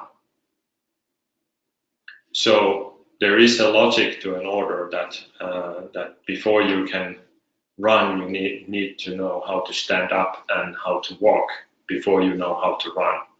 So not every knowledge is applicable to all the different phases, and therefore a right advice, if given at the wrong time, becomes a wrong advice. So now it is very hard without having such structures to help to find better matching to actually make sure that the advice is provided for the right timing. So certification basically helps to bring this logic in place, and basically why those are needed is how do you know today the qualifications of those who are providing training or the qualification of the timing of the advice to whom it's provided, or how those who take part in the training actually knows that the advice that I'm going to get is actually relevant to me in my current development phase. How are trainers to be selected? With what expertise the selector have in selecting them? So if there is no structures in place, like now imagine entrepreneurship trainers being airline pilots. Now if there's a passenger jet and we need a pilot for that, who is responsible of all of the ones that are joining to that flight, would they be there without any qualifications? Oh, they know how to fly. They have flown before. They have their own airplane, so they must know how to fly. Would that be a logical assumption to make? And would you feel safe joining that flight? So if there is no structures in place, it basically means that these types of things happen. And if you are a manager who needs to hire trainers to be trained, trainers to train other new entrepreneurs, and the manager doesn't know any entrepreneurship themselves, they don't have experience with them, how can they evaluate the capabilities of a person that they need to hire? That's why there are this type of certification models created for all types of needs, whether it's nurses, doctors, pilots, even electricians, and many that have impact to other people.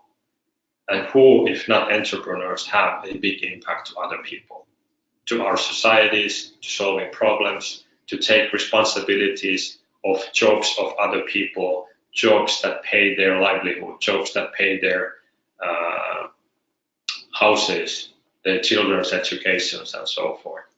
So wouldn't it be only sensible that both those that take on this would be provided better knowledge, and those who train them would at least have some kind of structure in place? So this is what the certification model really helps.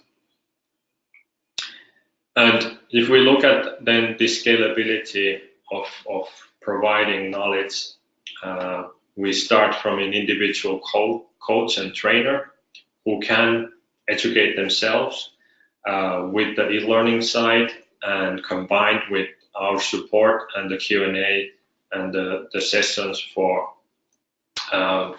training the coaches.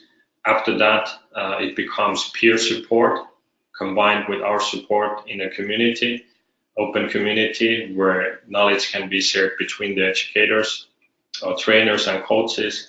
And we also validate the certifications through the actual trainings based on the feedback of those being trained. The next level is an organization who can provide this type of structured training, basically for organization to have a certificate to provide training on this model. They should have at least 3 educated trainers or coaches in their pool that provide that training through their organization. They don't have to work there, but they have to be part of providing it through that organization. And again, this certification is totally optional. As said, all of the content is still freely available to be used and consumed and improved and iterated or do different variations. This is just an additional structure to help bring more systematic and more consistency between these different activities. And then finally, the Growth Academy operator is someone who looks at the ecosystem level of how this certification should be managed and tracked, and provide how the education for training the trainers should be coordinated and organized, and the certifications managed between the organizations, coaches, and so forth. So an operator is someone who takes a whole ecosystem. It can be a country level, a city level, or regional level, to make sure there's enough coaches, trainers, organizations that can know how to talk the common language. And systematically also take all the inputs on making changes to the materials based on the actual learnings and feedbacks of those providing the trainings and those taking part of them. So to start as a trainer, this can be as simple as signing up and start consuming the content, start doing partial trainings on your own. You can do it with or without our packages, with our content as an open source topic. Build training skills, extend your own capability with digital extend your skills to cover the full spectrum of the whole development journey and even beyond. Start as becoming a more experienced trainer. You could start training other trainers, and you could start becoming mentor and advisor in startups to extend your understanding while taking part of their journey as well. And of course, you can also become an entrepreneur yourself by consuming this over time, if that starts to be more attractive at some point. As an organization, you can start with digital, or you can start by training trainers in your organization. You can provide and develop both in parallel. You can become the resource for other organizations to provide training also for their potential talent entrepreneur. You can start orchestrating broader offering. You can scale further with digital. You can set the digital on your own systems, on your own site with the content that we have created, or you can create your own digital content. You can start building international bridges to learn and take part of the global development of these frameworks and curriculum. So there's many steps, but you can start very simple. So it's about certifications, distribution and infrastructure. It's offerings and channels. So as an operator, you can take a local bigger responsibility on how to orchestrate all of this education that are happening with this shared curriculum. So offerings and channels create the product offering, pricing for local pricing, or subsidizing, or however it is resourced. Distribution infrastructure, we can provide knowledge, concepts, materials, tools, digital platforms. We can provide tracking of the trainings, the certifications, the feedbacks, and so forth. And for certification, we can keep track of the IDs of the trainers and their current status for validations and for hiring for different training purposes, and also provide opportunities to all the trainers and coaches also to train in other ecosystems, and to also help join to effort to improve the materials collectively. So from our perspective, we are really facilitating this format, this framework, and we are making our own contributions, very much similar as it is on the open source software projects. But we are not the limiting factor. There is no render logs. There is no structures in place that would say that this content can't be used this way. There's only limitations on how you can claim that it's if you make modifications and you make a statement that's the new common standard, then you have to do that on your own name. So we reflect the name only in the context that we have seen the common process and the validations happening. So the operation license fees, this is at the very highest level. So for average levels for whole country level operation, partnership fees could be somewhere around 40K. And then depending on what the model is, it could be subsidized, meaning that it's delivered free, available locally, or if it's a private business that someone wants to set up an e-platform or sell the trainings, then there's a revenue share model to help cover the cost of the further development and acceleration of the spread and quality improvement of tools and materials to develop this further. Variables can be certification model, e-learning combined with certifications, e-learning with KPI tracking, e-learning distribution only. So there's a big variation of what the pricing and these variables could change, including the size of the country, the size of the city, the maturity level of the ecosystem. So these are only indicative numbers in that sense. For individual Growth Academy coach or trainer fee, there is a launch price, 1,050 euro, and Growth Academy coaches, trainers for organization. There's first one is 1,050, and then additional ones is 840 euros. And it's also in 3 steps. So the first part is for first phase, and then each phase is as the phase is completed. So first is the learning, then is the initial training, then finally is the certification. So that is also divided for each step. So for some reason, if you start on the first step and don't continue on the other steps, then you only pay that, I think it's 1/3 of the price. And you can do this pace on your own, this progress on your own pace, as you like. So the concept for the online training, direct consumption, all of the 5 modules combined, so that's total of 25 hours of knowledge, evergreen knowledge, 650 euros, and then the Growth Academy certification programs to actually certify to give.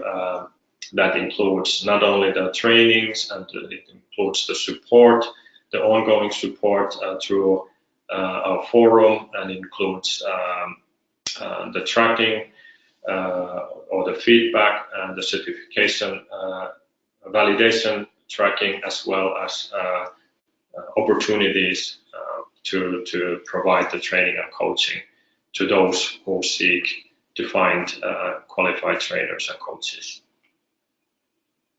And it's lifetime access, so I know for an experience, having been part of putting this together, and it's for experience for over 15 years, documented and iterated over time, and delivered in many online and offline settings, and taking the inputs and feedbacks of different coaches and actors, that it's such a huge amount of content that it many times you want to revisit the same topic over and over again, and see what is also the latest attached knowledge in that topic and development phase elsewhere. So the lifetime access is basically there to support, whether being trainer or coach, or whether building your own venture, to go back and visit that evergreen content at the time when doing a certain development phase related activities. So basically, through this, you get your organization listed at Startup Commons, certified Growth Academy providers. You'll have access to online knowledge library, of course, all the content, materials, related tools, support materials. You'll have eligible to receive discounts on nominated new business opportunities, online support forum, peer community, dedicated helpline for operators, and in position to contribute to develop the curriculum itself. And so that's a collective effort to make more common language available in a scalable way in all of the ecosystems, to really help scale the innovation and entrepreneurship around the world. So I'll stop here, and I can take some Q&A, or Oscar can have those. We have one question. So basically, Istvan would like to know a little bit more about the timing factor that I was speaking about. So why is timing the first success factor by that study that Big Ross? So okay, yeah. So so really the timing factor in success of a venture is that it is the most difficult thing for even the most experienced investors or founders, even having built many ventures, to master. And the challenge is that the more experienced you become as an entrepreneur, the further in the future you can kind of predict the world. and it becomes more obvious because many things depend on the other things. So first something has to happen, and then something happens, and something happens, and you can kind of predict how these steps go. Or the other perspective is that you can identify these slow-moving big mega trends coming from multiple angles. And one of the favorite things for me to say is the self-driving cars. I think we all have some kind of experience and perspective how long that has been coming. And I think in the beginning people were very skeptical, but it's very hard to say who was skeptical at what year going backwards. I think we are all pretty acceptable to accept that it will come for sure. And it is already happening in some places. But when does that come mainstream? If you would be now a company, if you would be setting up a company, basically thinking that I will make my business to the market when these self-driving cars are going to be mainstream, what would be the timing that you would say you would start to sell furniture for self-driving cars? Because you don't need to have the same interior anymore. It could be just a box that drives there, and the whole inside could be customized. When would you start to do that? When would you start to sell beds for cars? So that's a great example of how difficult it is to know when the timing would be. When would you set up the company? When would you start to do your own prototyping? When would you expect to get actual sales? What channels would you build that through? Is it better to start now, knowing, or is it better to start later? And if so, how much later? And the unknown factor really doesn't come so much from technology side, or it doesn't come so much on being able to predict the future to a certain extent that it makes sense to start a business. But the challenge is people. How will the markets evolve because of how much people accept, how much they can consume, change, how much can they adopt, and how quickly will that happen?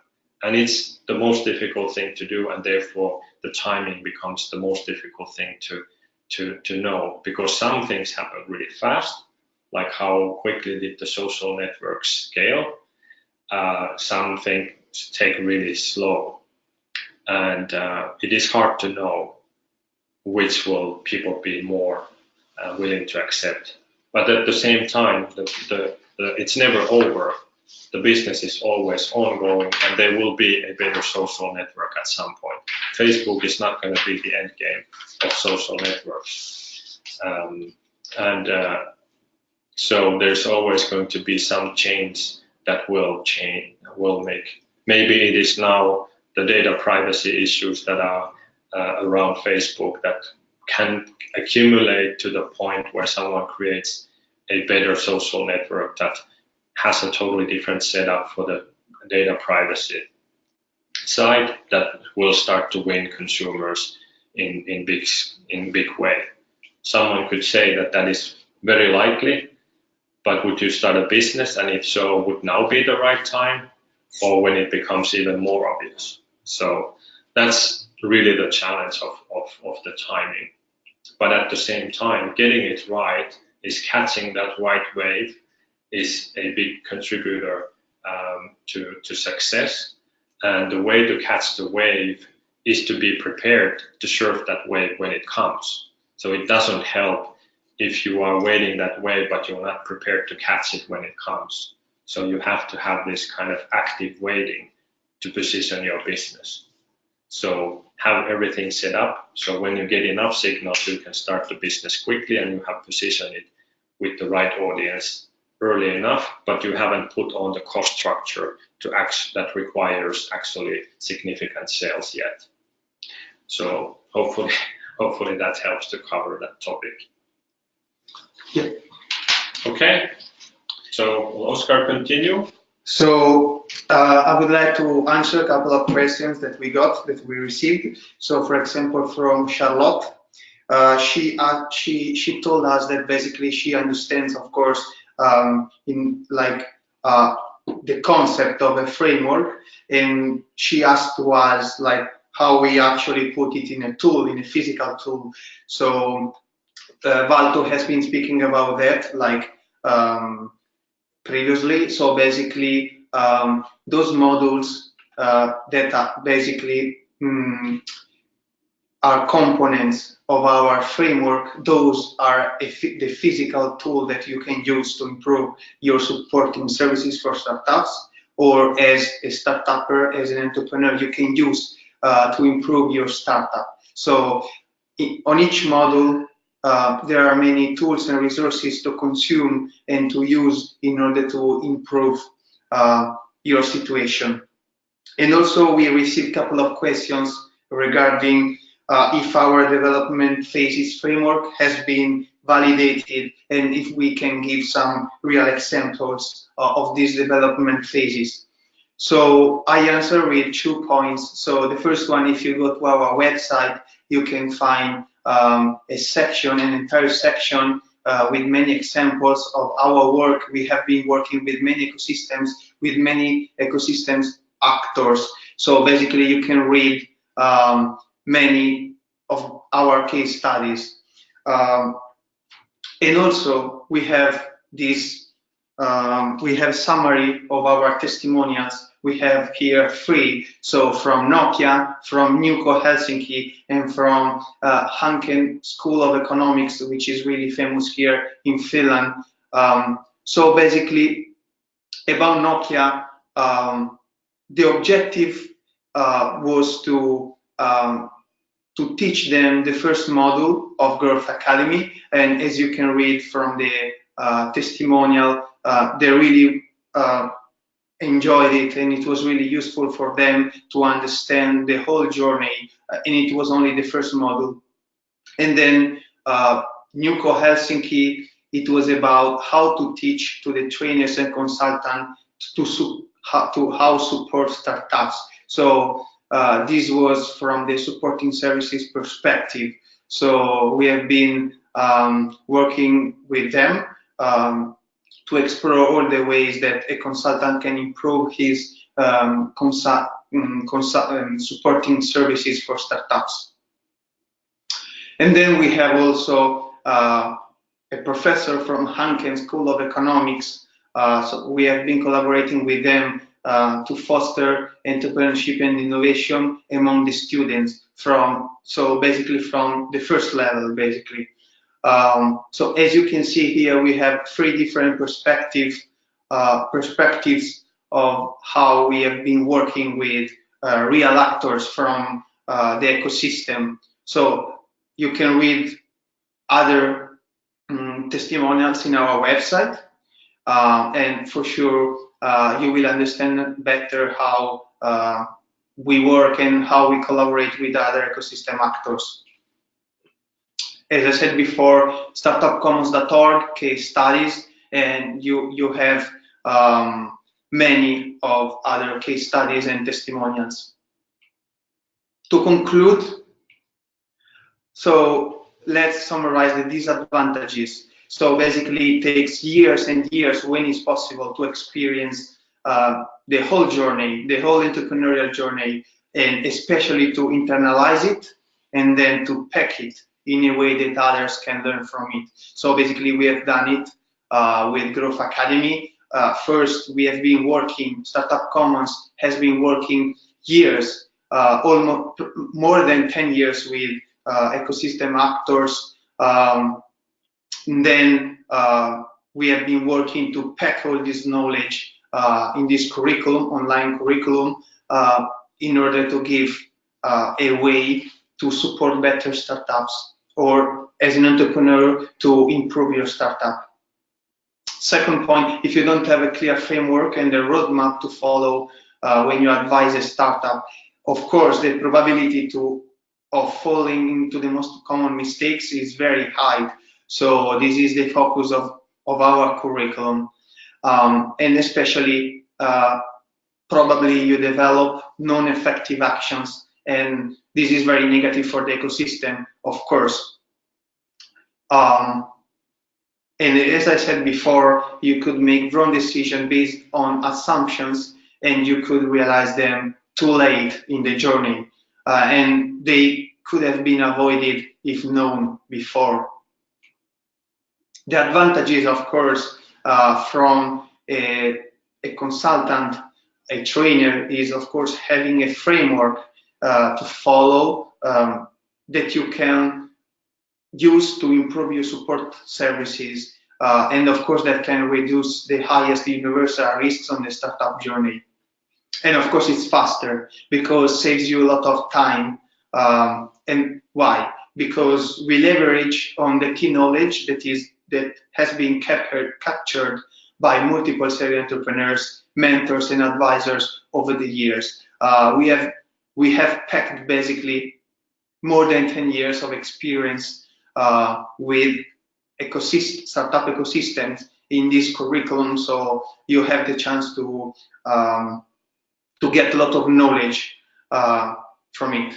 And also another advantage is to improve your support services for startups. And if you are a business creator, for sure you can find a lot of valuable knowledge to improve your startup and to see what will happen in the future, and knowing that you can take different decisions now in the present in order to improve your venture.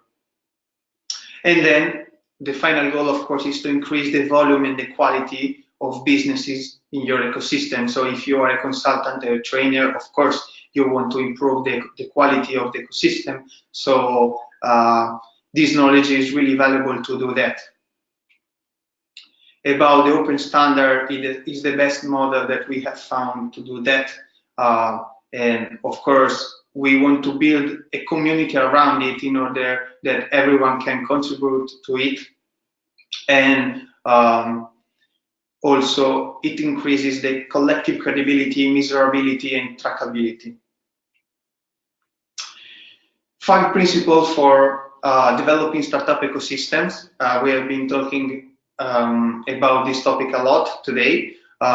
So as I mentioned before, only the thing that you can understand, you can develop, and also only the thing that once you understood, then you can develop. But then of course you have and you need to measure, because otherwise you cannot know, you don't know if you are actually taking actions that are effective or not. And then only by sharing these things and making them visible, they start to become commons, and then you can avoid reinventing the wheel, because otherwise a lot of knowledge will be duplicated over time, and is not good because it leads to efficiencies in the ecosystem. And then if there are no shared things, there is no real working together. So basically, we have resources that are dispersed, and of course, it's not good for the ecosystem. So to get started, I suggest to you to go to startupcommons.org, Growth Academy online training, and you can have a summary of all the things that we have been talking about today. So like the 2 options, the online training for 650 euros, or if you want to be certified by us, then the launch price starts from 1,050 euros, and you get, of course, also all the kind of offline things that Valdo presented before. So if you have any other question, now you can ask us and we can answer you.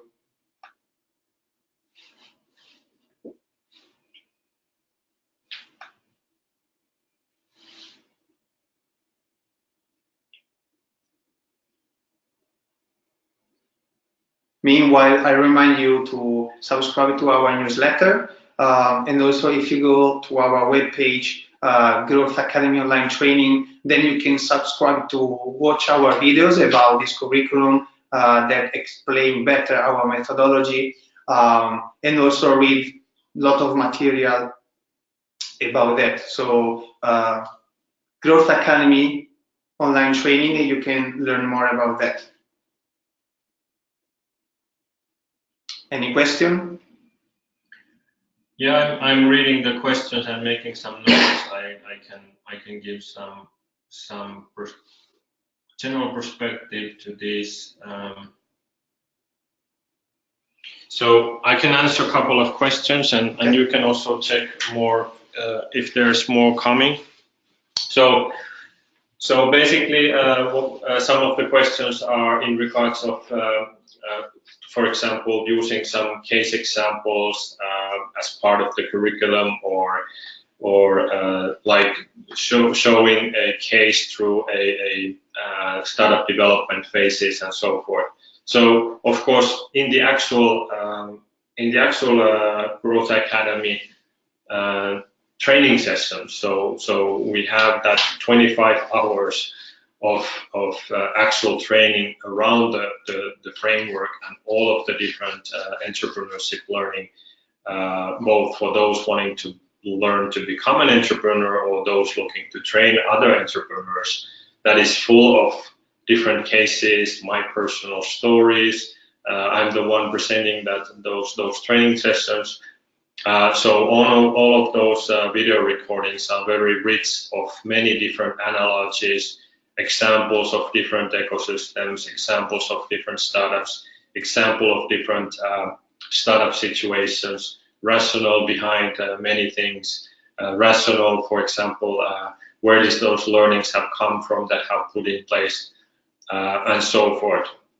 So, I mean, if you got from the timing aspect, you get a little glimpse of that is one part that is also covered very very deeply in the materials as well, more broadly than I just quickly answered on that question, but it goes into the whole journey and everything that are to be considered evergreen knowledge. So not something that, you know, how did someone did a year ago, or what is the latest software to do growth hacking today. We don't talk about those, we talk about what growth hacking is, what are the principles and things like that. So that's for the Growth Academy, or the examples. It's because that's of course the actual training content. This is more. This webinar is about why should you apply it, what it is, where it is based from, how can you apply it, and what can you expect when taking that step to start delivering that. Another question was that. How well can you become an educator about entrepreneurship topics if you don't have your own personal experience of having been building ventures from something to nothing? And there's two answers that I give you to that. One is that, of course, I have been training trainers also before, other advisors. And I have also trained support function like accelerator team members that didn't have entrepreneurship experience themselves, but they had a business background from a bigger company. Many of them actually at the time from Nokia, and basically here is where it becomes even more crucial that the knowledge that is shared actually is based on not only, you know, those myths or rumors, or just, you know, the one topic from here, one topic from there, and it's applicable for here, or lean startup is applicable for all situations at every stage of the startup. No, that's where the credibility doesn't exist. So, but if you have credible sources and you have credible for everything that you communicate, you have credible rationale behind it, and you have reference cases and so forth, it increases the credibility significantly, even without having your own perspective. And from my own perspective, having been not only an entrepreneur, but actually a mentor advisor for 10 years, having been designing support functions and having been designing funding instruments even for Horizon 2020, and even some of the policies, regulations for finance instruments and so forth. It's also to have a holistic perspective, not only inside the startup journey, but also from the perspectives of multiple startup journeys and supporting others and so forth. So with that said, I can give even a number, because I started to estimate this when I was doing that training, I think 5 years ago, first time training other trainers that didn't have entrepreneurship background, and when trying to analyze how well did the audience receive that knowledge compared to by delivered by myself or other serial entrepreneurs, the perception that it is an entrepreneur themselves is about, I was saying, thinking about 30% difference. So if we think that whatever the optimal would be 100%, then those who don't have full experience themselves, they can get at least to 70% credibility. But that's significantly more than trying to not have only what you read in social media, or specifically if you read media of any kind of stories about entrepreneurs. Media like to make stories, they like to highlight, young guys making success, and it was magical and it was not difficult. But that's not the majority of what the real life is. And so that's the perspective. And that was from one sample set. But definitely the point being that there is only so many serial entrepreneurs, and most likely they are building their own ventures, and they don't have capability of making themselves available at the same time. So I would say that definitely the overall ecosystem level output is significantly multiple times higher by having trainers that are trained with right content, delivering all the basic knowledge, and then letting the most complex topics or the most inspirational speeches only to be utilized then by the serial entrepreneurs or so forth. But the vast majority of basic knowledge and the vast majority of knowledge that needs to be available and in a scalable way and in the volumes for ecosystems to actually have enough volume to produce volume and quality of innovation entrepreneurship will never ever happen if we only count on serial entrepreneurs. And that's also why, for example, we do this. We know we need to have digital, we need to have in-person, we need to have flavors, varieties, we need to facilitate this process. And that's why our mission, it comes all from our mission to scale innovation entrepreneurships globally. So nobody can do it alone, nobody can do it with one tool. We need everyone to take part. It takes a village to raise a child, and that's what we need for entrepreneurship as well. Okay. So, yes, we have the last question from Alvin. He asked how he can get in contact with us. So you can write to Growth Academy, startupcommons.org.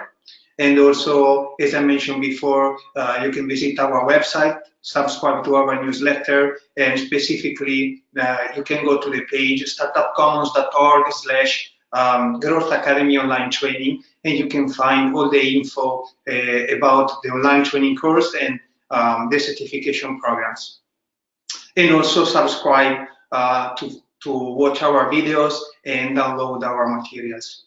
So I think we have finished. Yeah. Thank you for joining, and see you. Okay, thank you everyone, and hopefully we'll help scale all of this together, and we are very much looking forward to all of your feedback and further questions as well. So thanks everyone. Thank you, bye-bye. Bye-bye.